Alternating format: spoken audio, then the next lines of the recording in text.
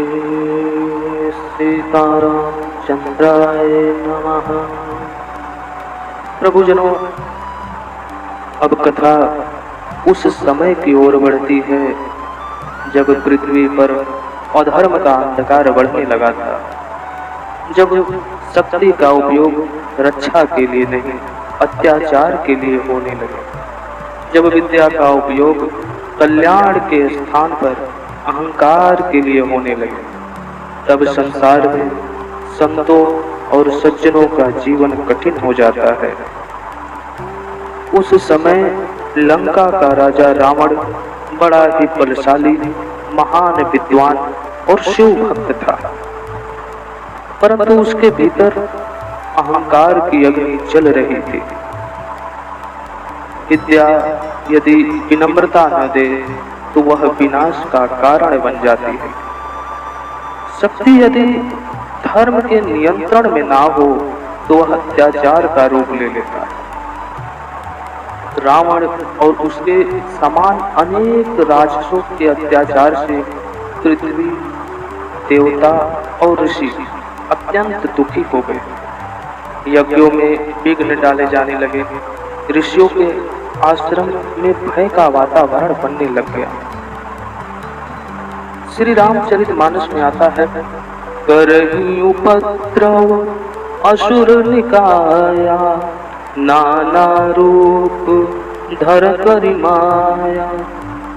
अर्थात राक्षस अनेक प्रकार के रूप धारण करके देवताओं, ऋषियों और साधकों को कष्ट पहुंचाते हैं।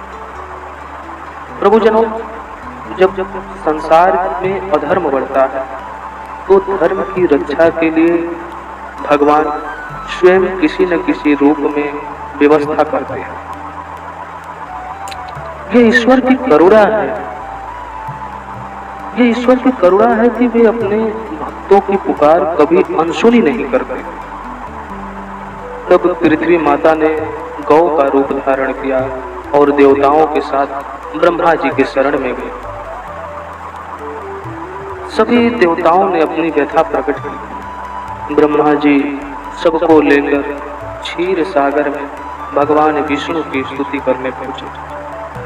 देवताओं ने हाथ जोड़कर भगवान की प्रार्थना की, हे प्रभु, आप ही संसार के पालन करता है। आपकी शरण में आए हुए प्राणियों की रक्षा करना आपका स्वभाव है।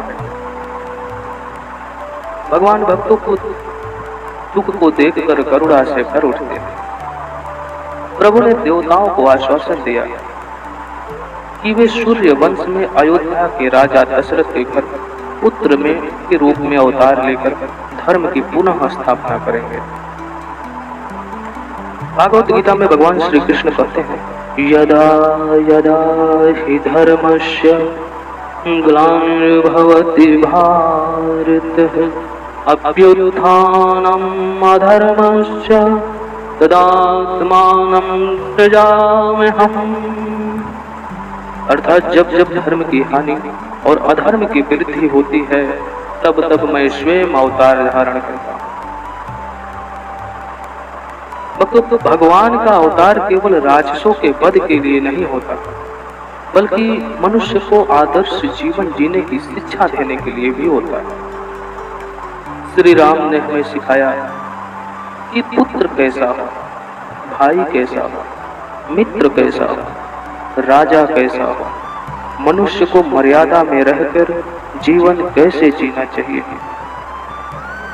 रावण के पास बल था, धन था, ज्ञान था, सोने की लंका थी, लेकिन अहंकार ने उसका सर्वनाश कर दिया। दूसरी ओर श्री राम वन में रहते थे, कष्ट सहन किए, लेकिन सत्य और धर्म को कभी नहीं छोड़ा। इसीलिए आज भी संसार रावण को की शक्ति को नहीं जानता, बल्कि श्री राम की मर्यादा को प्रणाम करता है। प्रभुजनों, इस प्रसंग में हमें शिक्षा मिलेगा कि जीवन में चाहे कितना भी ज्ञान, धन, सामर्थ्य क्यों ना आ जाए, यदि विनम्रता और धर्म नहीं है तो सब व्यर्थ है। अब आगे की कथा में हम सुनेंगे अयोध्या नगरी की महिमा, सूर्य वंश की गौरवशाली परंपरा, महाराजा दशरथ के दिव्य चरित्र का वर्णन। बोलिए मर्यादा पुरुषोत्तम भगवान श्री रामचंद्र जी महाराज की जय। माता जानकी जी की जय। पवन सुत हनुमान जी महाराज की जय।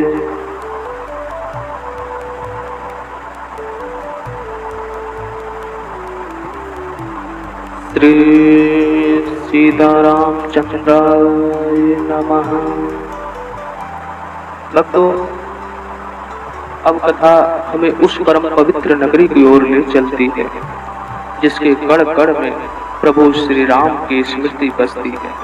वह है अयोध्या नगरी।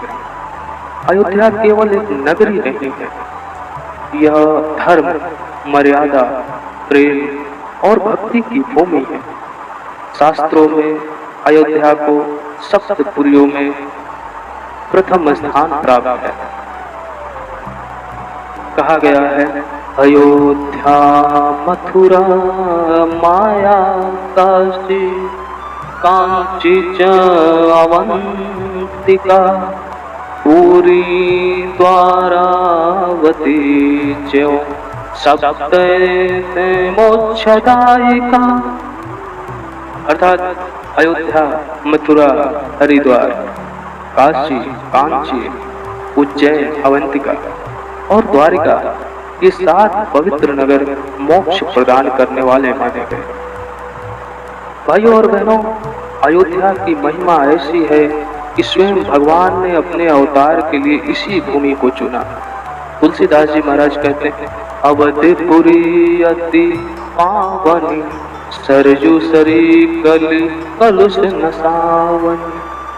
अर्थात यह है कि अवधपुरी अत्यंत पवित्र है और सरयू जी का जल कलयुग के पापों का नाश करने वाला है। भगवान जहाँ जन्म लेते हैं वह भूमि सामान्य नहीं रहती। जैसे वृंदावन श्री कृष्ण की लीलाओं से पवित्र हुआ, वैसे ही अयोध्या श्री राम के चरणों से धन्य हुई। अब हम उस महान सूर्य वंश की चर्चा करते हैं जिसमें भगवान श्री राम ने जन्म लिया। सूर्यवंश की परंपरा अत्यंत प्राचीन और गौरवशाली रही है। इस वंश में राजा इक्ष्वाकु, महाराज सगर, महाराज भगीरथ, महाराज दिलीप और महाराज रघु जैसे महान राजा हुए। इन राजाओं ने संत, धर्म, सत्य और प्रजा की सेवा को अपने जीवन का आधार बनाया।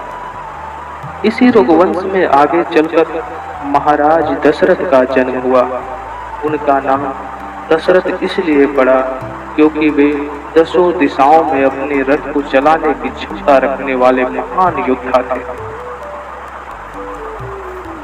महाराज राजा दशरथ पराक्रमी थे, धर्मनिष्ठ थे और अपनी प्रजा को संतान के समान प्रेम करते थे। उनकी प्रजा भी उनसे अत्यंत स्नेह करती थी। अयोध्या में सुख, शांति और समृद्धि थी, कहीं कोई अभाव नहीं था।